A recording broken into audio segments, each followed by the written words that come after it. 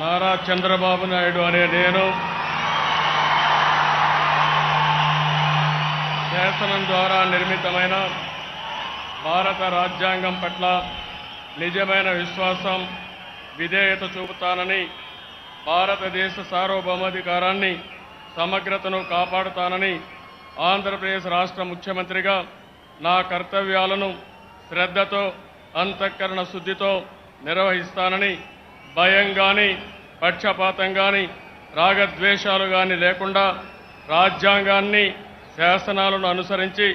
ప్రజలందరికీ న్యాయం చేకూరుస్తానని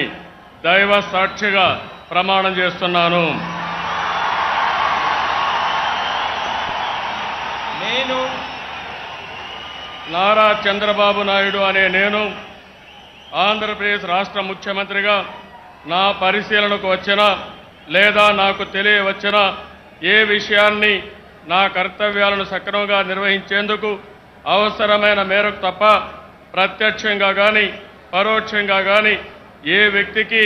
లేదా వ్యక్తులకు తెలియపరచనని లేదా వెల్లడించనని దైవ సాక్షిగా ప్రమాణం చేస్తున్నాను.